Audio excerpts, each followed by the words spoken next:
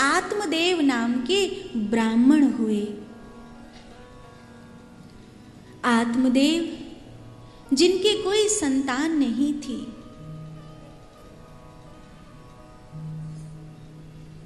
निराश हैं, हताश हैं, मानो सब प्रकार की आशाओं का त्याग कर चुके हैं। उनकी वामांगी का नाम है धुंधली।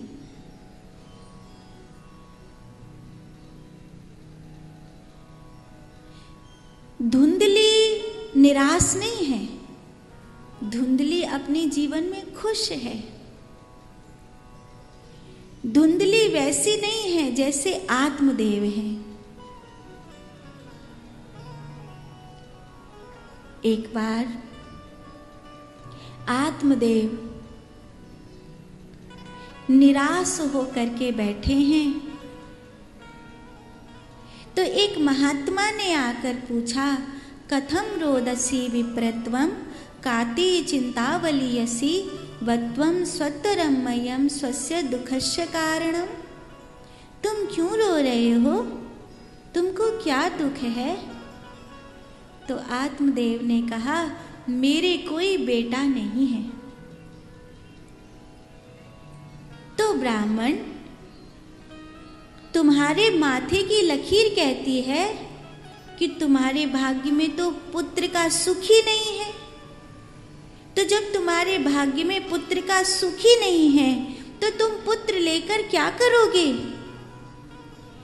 क्योंकि पुत्र नहीं है तो एक दुख है कि पुत्र नहीं है, लेकिन अगर पुत्र हो और कुपुत्र हो जाए तो 4 दुख हो जाते हैं। दुख नैराश्य यातनाम, कुपुत्रेण हतम यश कुपुत्रेण ही चामुत्र। एक तो यश खत्म हो जाता है, बुढ़ापे में 2 रोटी की आशा खत्म हो जाती है। जब खुद का बेटा ही नहीं दे रहा तो कोई और तो क्या ही देगा। और मरने के बाद पिंडा पानी भी मिलने वाला नहीं है, ऐसा। तो मुंचा ज्ञानम प्रजारूपम बलिष्ठा कर्मणो गति ही विवेकम तु समासाद्य त्यज संसार वासनाम। संसार की वासनाओं को त्याग करो और गोविंद से प्रेम करो। उनके सिवा कोई नहीं है, कोई है ही नहीं उनके सिवा। बाबा, मुझे ज्ञान नहीं चाहिए, मुझको संतान चाहिए। मुझे पुत्र प्राप्ति का वरदान दीजिए। महात्मा को दया आ गई। मरते ब्राह्मण को देख करके साधु बाबा ने अपनी झोली में से एक आम्रफल निकाला और वो आत्मदेव ब्राह्मण को देते हुए कहा, इसे अपनी पत्नी को खिला देना, तुम्हारी पुत्र प्राप्ति होगी। आत्मदेव ने वो फल धुंधली को लाके दिया, धुंधली ने वो फल गऊ को दे दिया। चूंकि अपने पति को रोज रोज हाय बेटा हाय बेटा हाय बेटा, तो धुंधली ने सोचा कुछ इंतजाम तो करना ही पड़ेगा। उसकी एक मुंह बोली बहन गर्भवती हुई थी, पहले ही उसके 5-7 बालक थे, वो दुखी थी, गरीबनी थी। तो धुंधली ने उसका बच्चा खरीदने के लिए वादा कर दिया, जब तेरा गर्भ जन्मे तो किसी को पता न चले, ऐसा लगे कि मेरे गर्भ से वो जन्मा है। सब षड्यंत्र एकदम सुनिश्चित कर दिया गया, योजनाबद्ध तरीके से किया गया। आत्मदेव को नहीं पता चला। जब वह बालक जन्मा तो धुंधली ने इस तरह का षड्यंत्र किया जैसे वो धुंधली ने जन्मा है। आत्मदेव तो राजी हो गए, मेरे घर बेटा जन्मा है, मेरा नाम आत्मदेव है, इसका नाम परमात्मदेव रखूंगा। बड़े खुश हुए, बहुत बहुत खुश हुए।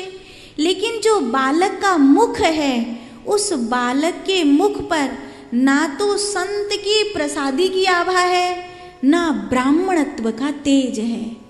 ये आश्चर्य का विषय है कि ये एक संत की प्रसादी से हुआ है, मेरे अंश से जन्मा है, ना तो इसमें ब्राह्मणत्व दिखाई देता है, ना इसमें संत की प्रसादी का तेज दिखाई देता, इसका ओरा वैसा नहीं है। पर फिर भी जैसा है मेरा बेटा है, ऐसा उनके मन में मोह का एक पर्दा सा पड़ गया, एक मोह का पर्दा सा पड़ गया।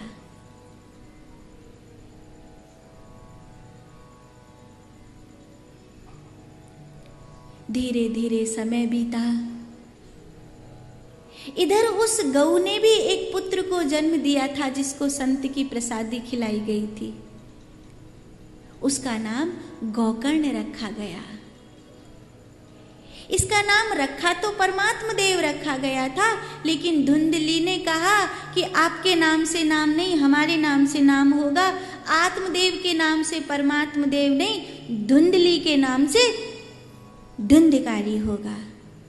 उसे भी अपनी माँ का नाम ज़्यादा अच्छा लगता था, तो परमात्मा देव तो कोई जानता ही नहीं है कि इसका नाम असली नाम परमात्मा देव है। सब उसका एक ही नाम जानते हैं कि ये धुंधकारी है। जैसे दुर्योधन का नाम सुयोधन रखा गया था, दुशासन का नाम सुशासन रखा गया था, लेकिन बाद में उनने अपने कर्म ते सुयोधन दुर्योधन है गयो, सुशासन दुशासन है गयो अपने कर्म ते। नाम तो तुम्हारो कछु भी रख दे मैया बाप, अब तुम कैसे कर्म कर रही हो बाकी आधार पे तुम्हारे नाम को उल्टा पलटा होएगा।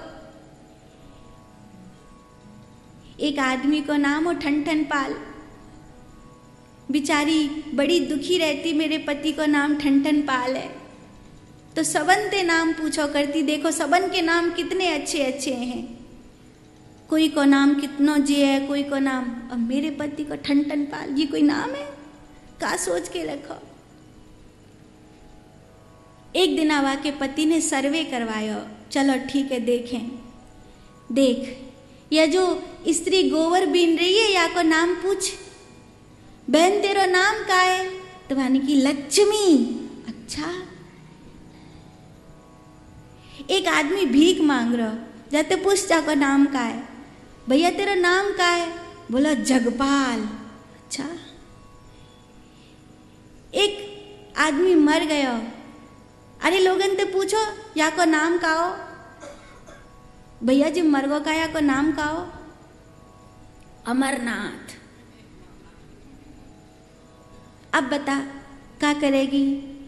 मैंने मन में सोची, गोबर भी ने लक्ष्मी भीख मांगे जगपाल, अमरनाथ से तो मर गया तो भला मेरा ठन पाल।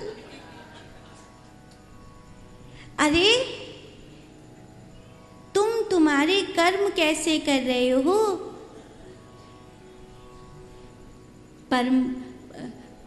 परमात्मा नंद नाम था और वो धुंधकारी हो गया। अब तो कोई जानता भी नहीं है कि उसका पहला वाला नाम क्या है, अब तो सब यही जानते हैं कि उसका नाम धुंधकारी है। और देखते देखते पूरे गांव हर कोई जानता है कि ये एक बुरे से बुरे कर्म करने वाला लड़का है। गोकर्णो पंडितो ज्ञानी धुंधकारी महाखला, धीरे धीरे घुसुर फुसुर होते होते, ऐसे आप कितना भी छुपाओ, काजरे की कोठरी में कैसो जतन करो, काजरे को दाग भैया लागे ही लागे।